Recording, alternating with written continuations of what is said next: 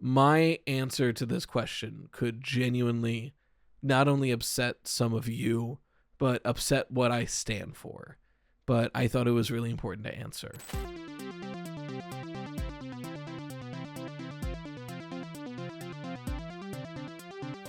Ladies, gentlemen, and those with the good sense to do away with the whole notion, I welcome you to the premier audio medium for all your Fazbear entertainment needs, the Freddy Fazbear Pizza Podcast. Note, FFPP is not responsible for any loss of appetite, disinterest, dismemberment, or other legally classified statuses. So strap in and enjoy. Hello, everybody. Welcome back to the Freddy Fazbear Pizza Podcast. I'm your host of the Toast, Toast, here to talk about Five Nights at Freddy's like we always do. No real housekeeping to get into, so we're just going to get right into it. As far as topics go, I had a topic planned, but then something happened in the community, and I have a question about that. So we're kind of going to do an Oops All Questions episode, but it's about a topic I was planning anyway. Regardless, I'll say it now. If you have questions you want answered on the podcast, feel free to send them into Freddy Fazbear Pizza Podcast at gmail.com. That's in the description to copy and paste because it is a pain to type out. And for the record, I go newest to oldest. So if I have not answered your email and it's been a couple weeks, send it again, honestly. Because, they get lost. There's a lot and I'm only one guy. But our question today comes from Citri, he, him. Hello, Toast. I was wondering if you've seen Leon Riskin's recent Twitter post, and I want to know your thoughts, as it seems like it might be FNAF related. Oh, boy. So, for anyone who's not in the loop, Leon Riskin had been posting teasers to something upcoming that he was making music for, and we got more and more hints that seemed to be relating to Five Nights at Freddy's. So we got really excited, we started theorizing it, started using it. I made like 2 videos on it. Last week we got a tweet from Leon Riskin saying, okay, it's gone too far. This is not for Five Nights at Freddy's or anything FNAF related. It's for a different indie game that I'm working on that I'm really excited for. Here's the promo for that. I in all fairness, I don't remember. Let me pull up the full tweet itself to make sure I'm getting the full tweet here. Oh, there's a new tweet. I'm glad I opened the Twitter account. So yeah, let me get the full tweet. The official tweet was, okay guys, this went too far. The latest teasers are not FNAF related. Nothing official related to Scott Cawthon or Steel Wool. There's a fan game in the making by a talented individual. I was working on a dark ambient music album called Synesthesia and decided to contribute tracks from this collection to this upcoming fan game. It went sideways. The music album is still in the making, but it's not FNAF related. I'd like to apologize to anyone who's misled / confused / sleep deprived. Some good music is on the way. And before I even further go into this, Leon Riskin posted a follow-up the next day I missed. Following my yesterday's post, the frustration is justified. I admit that some or all of my latest posts were misleading and probably not fair. I started with sharing some older OST versions and should have kept it simple and just about the music. The FNAF community consists of a lot of talented and intelligent people. Some of them have reached out, I collaborated with others, and even had the chance to chat with some of you at PAX. You deserve to be taken more seriously, and I'm sorry if you feel betrayed. I was wrong here and not you. I take the fall, not the official developers, not the fans who followed my posts and theorized, and not the developer I collaborated with lately, who just wanted to showcase his talent and share something awesome with the community. He'll step forward when he's ready, and I think his game deserves a chance. Things should have been clarified on a much earlier stage and lack any crossovers from the original game OST motifs that have created an unnecessary misconception. Most of the comments are spot on, perhaps not the ones featuring, oh, crazy. I should concentrate on what I know best, making music hopefully for FNAF 2 in the future. Forgotten names and faces won't be happening, eventually. The only thing that'll see the light from this project is the ambient piano tone of Elegant Surrender, that will evolve into something slightly different. I'll share it when it's ready. The album, you've heard bits of it in the 2 latest trailers of the fan game. I'll feature a few dozen of ambient dark tracks. It'll be placed under CC for indie devs for their projects, Creative Commons. I'm often contacted to create music for indie horror fan games. Having this small pool of dark Creative Commons tunes is a good start, I guess. The track featured in the second trailer will be different and not reminiscent of FNAF motifs you can hear in the first part. The track from the first Sewers trailer is partially out there in form of an audio puzzle for those who like to solve riddles. You just need to figure out the password in the ARG. I'll post the full version later on anyway. Usually I don't share personal future work plans, but here's a sneak peek. A lot of sketches and drafts are on the table for my personal music projects, like a full album of Deep Purple / Kiss influenced tracks named after extreme coffee drinks. Dark synthwave album, long overdue, Insomniac Clockmaker in the making, just a small percentage of it, but that's irrelevant right now. To sum things up, this is my official apology, and now the Archers. So, essentially, and this what had happened, right? A summary from me is that starting last year, we would every now and then get like a random post from Leon Riskin that just had like a song that sounded FNAF adjacent with something FNAF adjacent in the video itself. For example, we'd get a song that had a FNAF motif, and then in the tweet it says Forgotten Names and Faces, which if you shorten it turns to FNAF. So like, we were getting a lot of mixed signals, and a lot of us, and I think it was fair to say, I don't think it's wrong of anyone to look at that and go, oh my god, we're getting FNAF teasers. Because here's the thing, and Dalko touched on this in a video he made, we really, like, Scott and Steel will still treat FNAF like a fun little side indie project they're making. And, like, don't get me wrong, it's an indie game. It is still an indie game. But, like, we gotta be treating Five Nights at Freddy's a little bit more professionally. Like, official ways to promote it. ScottGames.com, FNAFWorld.com, the official Scott Games Twitter account that's been dead in the water for months, things like that. But because we've never really had that, we take possible teasers from anywhere. So when someone that close to Five Nights at Freddy's starts posting things that are FNAF related, and it doesn't get shot down, then it's like, okay, we are getting teasers. And, like Leon says in the tweet, like, he wasn't dissuading people from believing that, and at times was encouraging people to believe that. So again, no hate to Leon. He's incredibly talented. He seems like a genuine dude. But, yeah, so the Leon teasers were not real. They were just a fun thing he was posting, and then it got a little out of hand, to say the least. So, does that mean that the 2 videos I made using them to predict the next FNAF game is wrong? Well, it doesn't mean they're accurate. But I will say, the ideas that are broached in those videos I think are still valid, with or without the Leon teasers to back them up. But yeah, I just wanted to say my piece here, which a lot of it is agreeing with what people have already said. Like, obviously, no hate to Leon, but like, that was kind of annoying.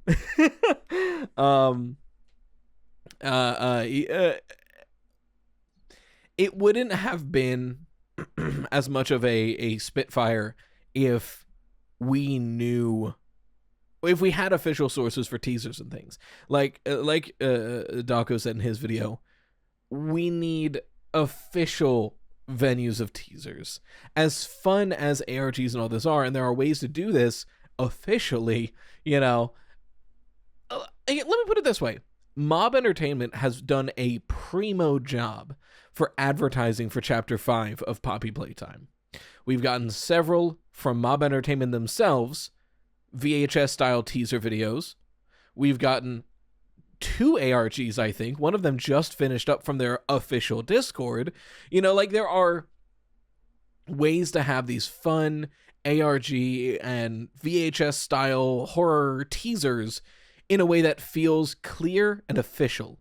And that's something that I think is severely lacking in FNAF. So hopefully Scott and Stillwell could take a page of the Mob Entertainment book and lean into that. Because I do genuinely think some official, like, spooky horror video things that tease upcoming games would be something that the fans and myself and the fandom in general would be ravenous for. So, hopefully we get that in the near future. I don't know. But yeah, if anyone was grabbing onto those Leon Riskin tweets and believing them as fact like I was, oops. So we'll just have to move on from that. But yeah, let's move on to the next question, I guess. I wanted to bring that up because it's pretty important to cover that and talk about it. And again, just a final, at this point redundant, but final reminder, obviously, no hate towards Leon Riskin. Don't go and harass him. What are you, crazy? That's insane of you. He was just a guy trying to have a little fun, and it got a little out of hand. And he's still an incredibly talented composer. I'm wishing him all the best on those projects. And I sure hope that, he still returns for the next FNAF game because he makes bangers. But yeah, we'll move on to our next question.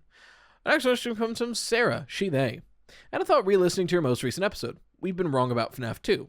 If the Funtime animatronics are spring locks, maybe that's the reason they have hard shells that would be far more water resistant than a cloth covering. Thank you for your question, Sarah. I mean, that's a good point to bring up. Because for those of you who don't know, the original Freddy's animatronics, the ones that we see renovated in FNAF 1, are slightly fuzzy. It's a detail that doesn't super come across in every render and every iteration of them, but they have like a slight fuzz to them. Unironically, it's really easy to see this in the FNAF movie because they're real. So you can look at them and you see that slight fuzz that they have. But, you go to FNAF 2 and the toys are these hard plastic, not plastic, but they look like plastic shells because they're meant to look like toys. And that was always like a strange detail. But, if you look throughout the franchise, what are the other hard shell, non-fuzzy animatronics? And we have somebody like the Funtime animatronics, which are not springlock suits, but definitely springlock adjacent, right? Like they move and they the parts of them separate and whatnot. And we know there is at least one springlock suit that we see in Night 4 that was part of the Funtime Auditorium. There is, now that I'm thinking of it, something worth bringing up. I believe that in the movie, Spring Bonnie has a slight fuzz to him as well. And, thinking about, like, Springtrap himself, it's hard to tell because the suit is so old and withered. But I feel like in some renders, Springtrap also is a little fuzzy. I could be wrong. I'm not sure. I'll try to do a quick Google to see if, there's any way to clearly see if there's fuzz on him or not. But I really don't think there is. Let me just go to the original FNAF 3 render and just zoom the hell in. No, yeah, the FNAF 3 render, it's got that like dithering that Scott likes to do where there's just like a weird texture to it, but it's hard to tell if that's like mold or if that's supposed to be fuzz. Then you look at other, then you get into the confusion of other renders because like there's, in Dead by Daylight, that's a really solid Springtrap design in it. But is that render official, And even then looking at it, it might be fuzz. It's really hard to tell.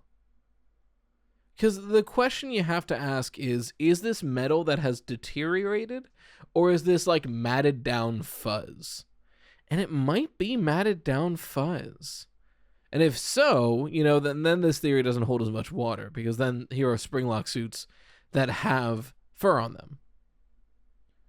Let me pull up the help wanted render. And then that's the other issue is like, if I pull up the FNAF AR render, well, there's issues with that because special delivery made everybody really shiny. So it's not super helpful, Let me pull up the Dead by Daylight render because that's going to be a higher quality image. Yeah, it's really, I would argue, if anything, it does look closer to fuzz than a hard shell. Definitely more so than a toy animatronic. Especially, you can see a really good detail on the Dead by Daylight render. Now, how much do you want to take the Dead by Daylight render seriously? That's up to you. It's a pretty faithful render in my opinion. But because we have such a high quality here, you can see there's like a layer to the exoskeleton where there's a metal casing and then the greenish yellowish bit on top, and that looks kind of fuzzy. So it almost looks like it's this metal exoskeleton that has been affixed to this fuzzy exterior. And then you go to like Help Wanted, which isn't an amazing model or render for Springtrap, and you look at it and it looks like he's kind of made out of clay. And then you go to, FNAF AR, and you open that, and AR, love or hate AR, you can't play it anymore, which sucks, but, like, love it or hate it, you cannot deny that the rendering and modeling in FNAF AR is really well done, even if it's not incredibly accurate. In AR, he looks like he's plastic. Like, in AR, he looks shiny, like a toy animatronic. Five Nights at Freddy's render does not help. And then we'll go back a page to the original FNAF 3 Springtrap again. I want to see if I can compare that one piece The one piece that you can see in the Dead by Daylight render on the leg that I was talking about. Yeah, it's hard to see because it's not exactly the same. The big question you have to ask yourself is this texture meant to be moldy, solid metal, or is this matted down fuzz? And in our highest quality render, our most recent render, the Dead by Daylight render, it looks like fuzz to me. But that is not an official FNAF game. It is an official FNAF collab, though. And then we go to the movie Spring Bonnie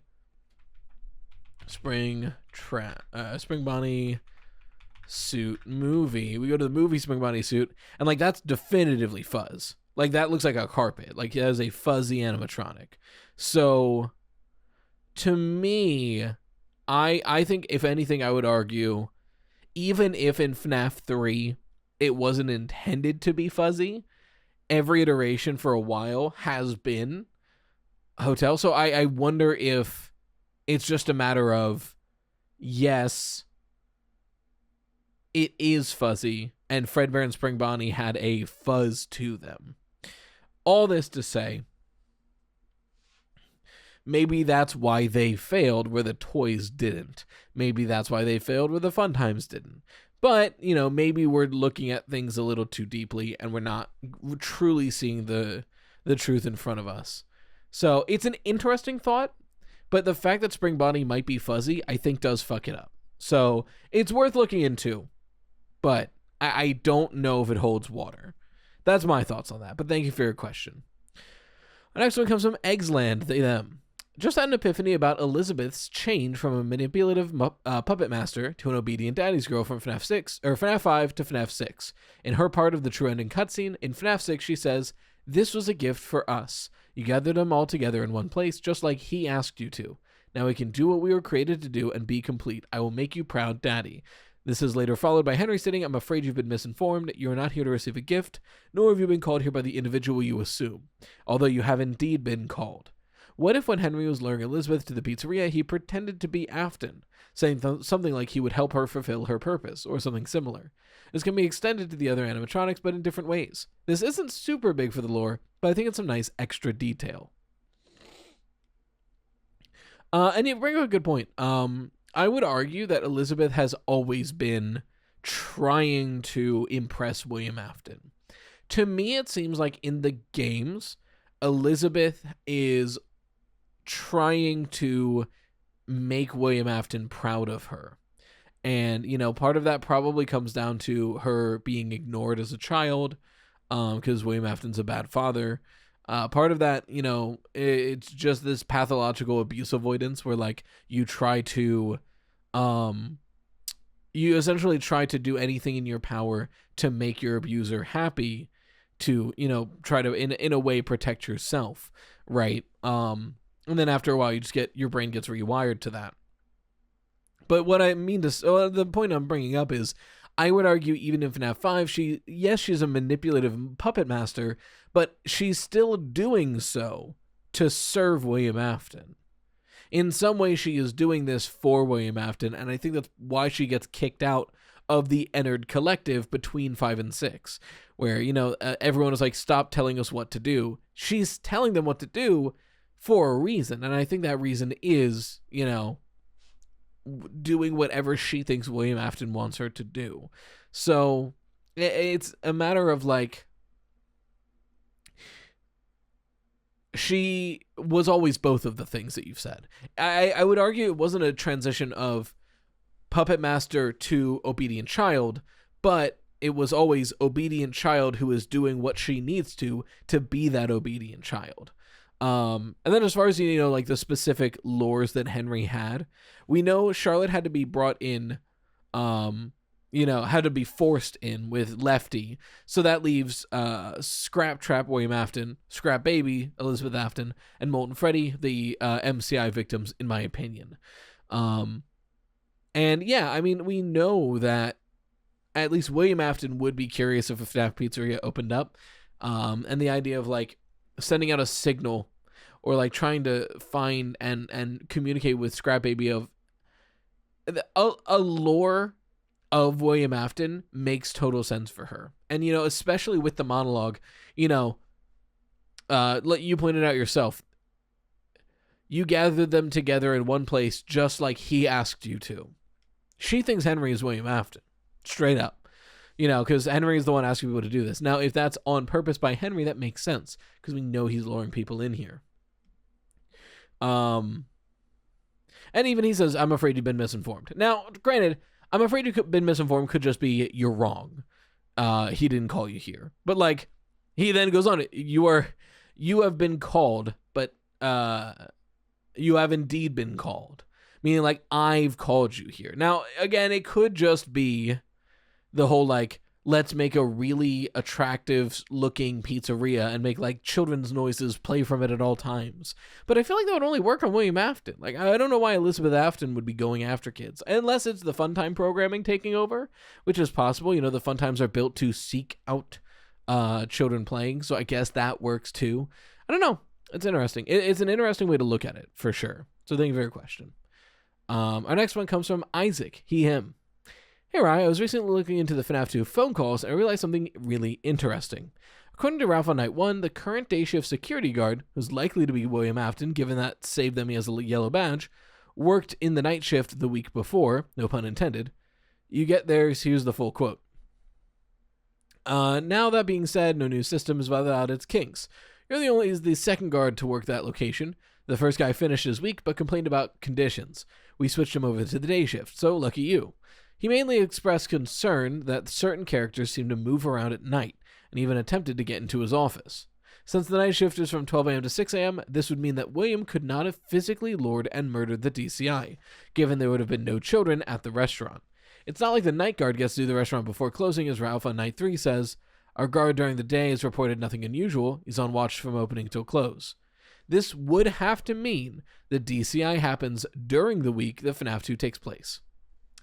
I like this. You know, I've been saying for a while that the DCI, you know, William Afton killing additional children, happens midway through the week because we get that phone call near the end of the week where he's like, yeah, there's some investigation, you know, don't worry about it. People are starting rumors, stuff like this happens all the time, don't worry about it. But people have argued that, like, well, that doesn't necessarily mean it happened that day. That's just when the rumors got out of hand and they had to shut down.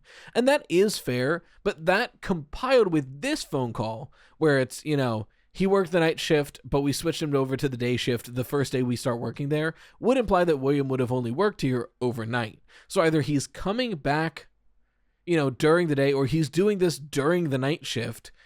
I don't know. I mean, I guess it could be possible that, like, during the night shift, but, like, kids wouldn't be there. You know, it's the night shift.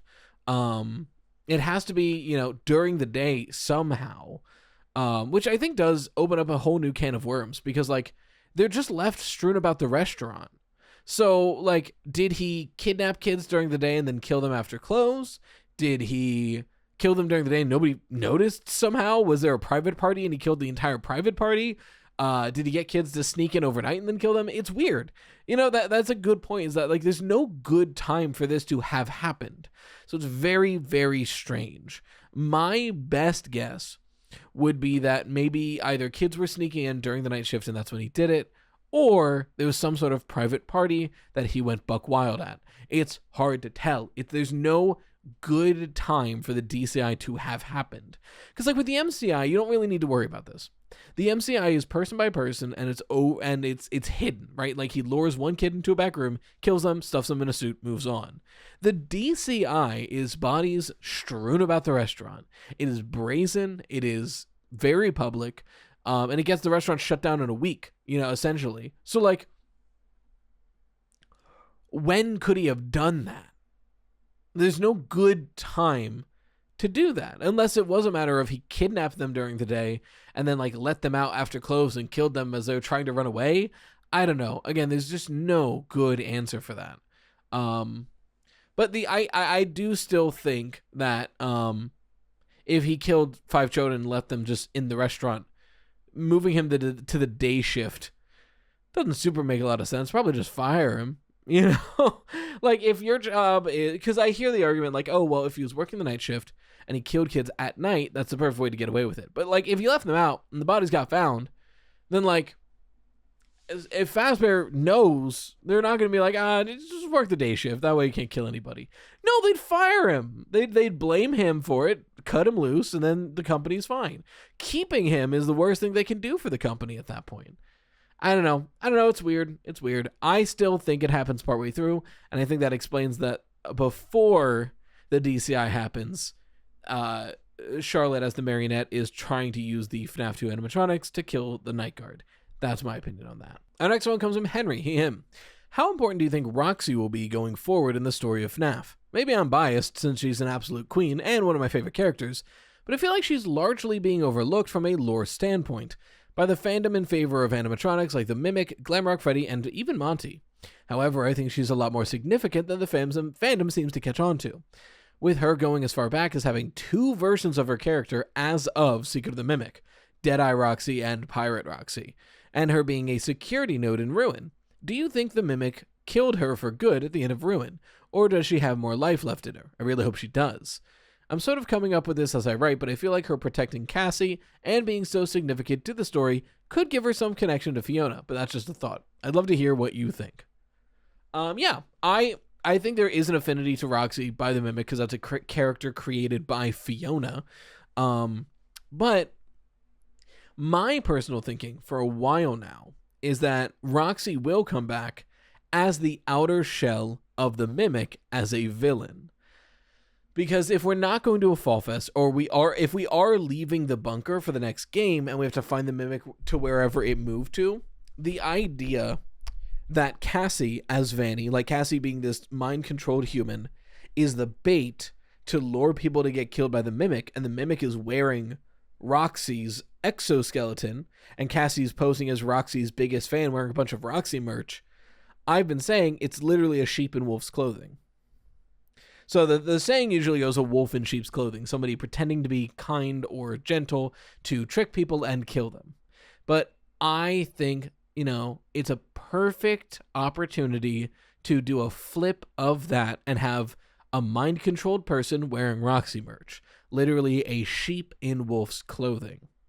And then that way, the Mimic can wear the Roxy exoskeleton to appear harmless, just enough to get somebody close and alone to kill them. Why are they killing people? I have no idea. But it's also possible because not only are they both down to that bunker, but Roxy did run down there to try to fight back the Mimic, meaning her animatronic is still down there in a place that has a machine that's able to take the Mimic out of an exoskeleton, which makes me think it's able to put it back into one. So all they have to do is put Roxy in front of it, take the endoskeleton out of Roxy, the Mimic crawls in there, and now we have Roxy and Cassie as our next villain. And I think that's awesome.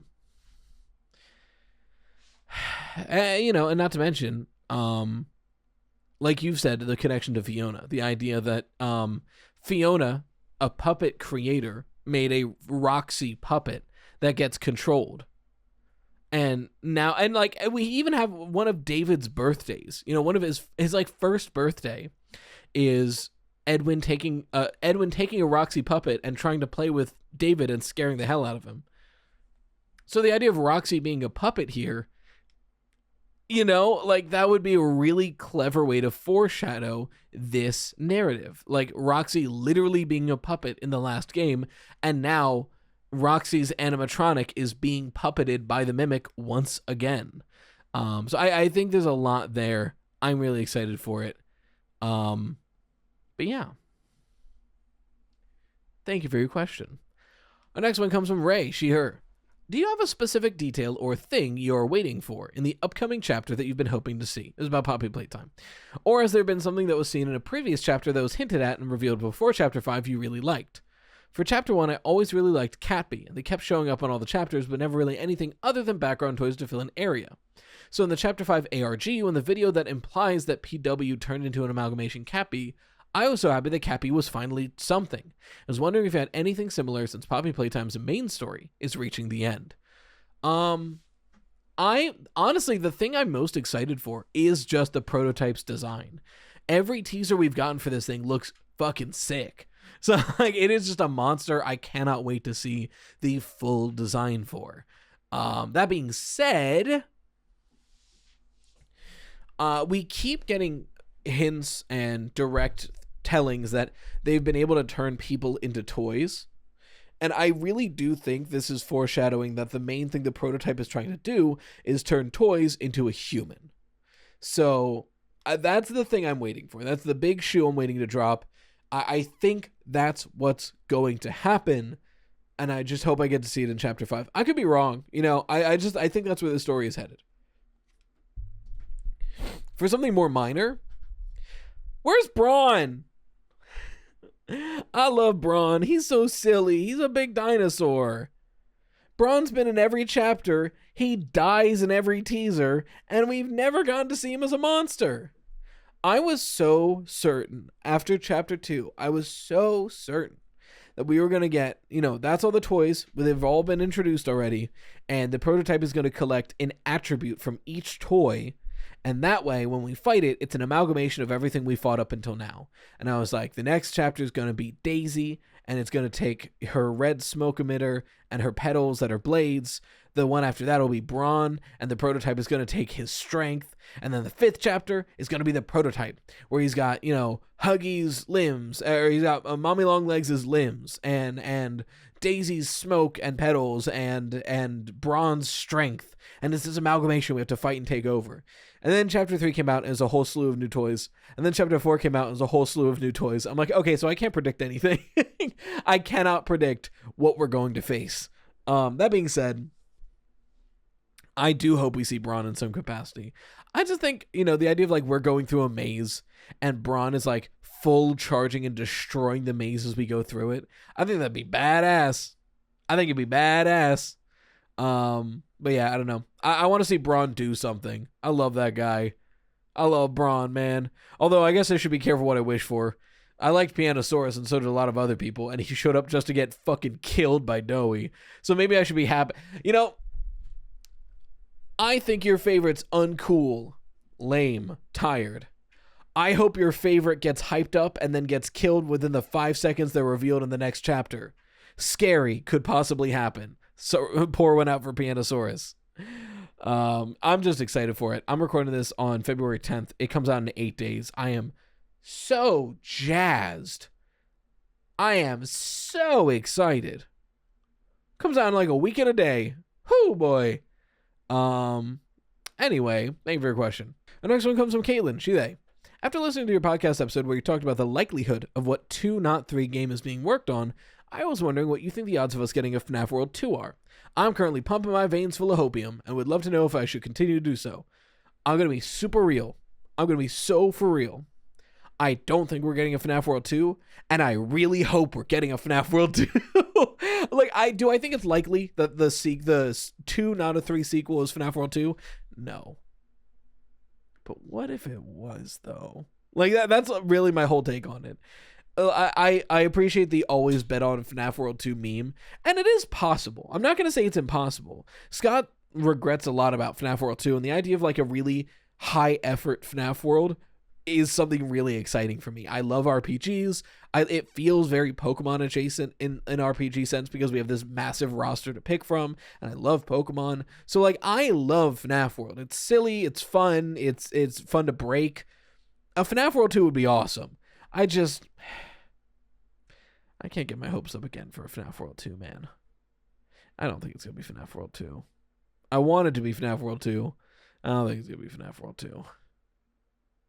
But you can keep getting that hopium and copium. I believe. Maybe one day we'll get it. Thank you for your question.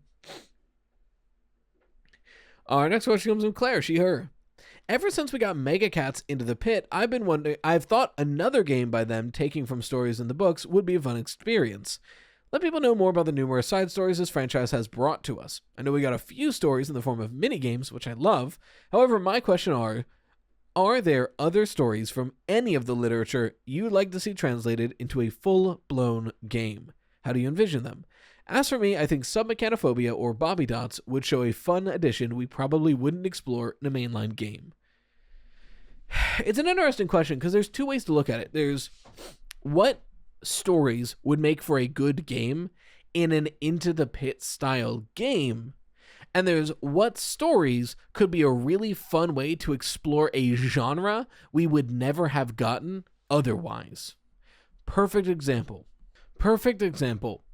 A story like Coming Home. The story where Chica keeps visiting this girl who had a sister that died. Not quite. It's like there's two sisters and one of them died, and Chica keeps visiting the house and like she's looking for something, and like the sister thinks she's talking to the ghost of her sister. It's a whole thing. But it's this really sad and touching story where she has to find a toy for her dead sister, essentially, while avoiding this massive animatronic that's like trying to break in.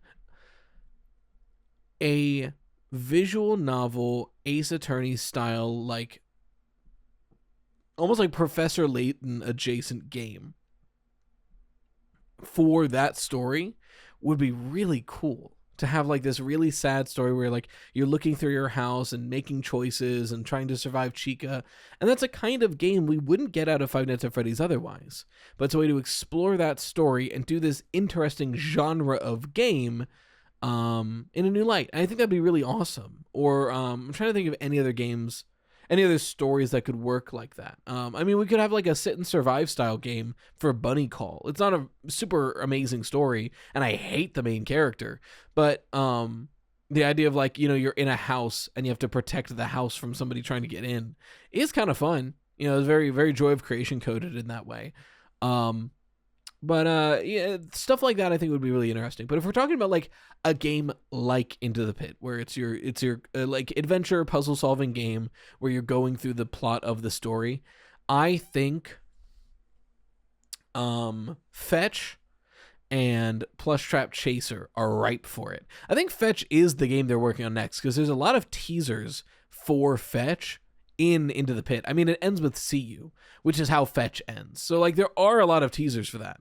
But I also think Plush Trap Chaser would be ripe for it too. Having to like sneak your way out of the house, having to like run to the train tracks and whatever, like that's fun. I can see a lot of gameplay in that. I mean, to be fair, like you look at Into the Pit as a story doesn't work as a game on the surface of it because it's like 80% of the story is setting it up, and then the last 20% is dealing with the yellow rabbit. And they did a really good job of making that into a game where the yellow rabbit's here right away and we have to deal with that. So I could see them doing something like that for Plush Trap Chaser. But we'll see. You know, I really hope Mega Cat gets to make another FNAF game. And if they do, I have full faith in them because Into the Pit was probably one of the best FNAF games to play I've played in a long time. And our last question today comes from, so thank you for the question. Our last question today comes from Matthew, he, him. And I hesitated to put this one on the episode because this is a really serious subject. Like, my answer to this question could genuinely not only upset some of you, but upset what I stand for. But I thought it was really important to answer. Matthew asks, are the pizza abilities truly endless? And to be honest, of course they are. Because you're watching the Freddy Fazbear Pizza Podcast, where the pizza abilities are always endless. We hope to enjoy your future patronage. Bye-bye for now.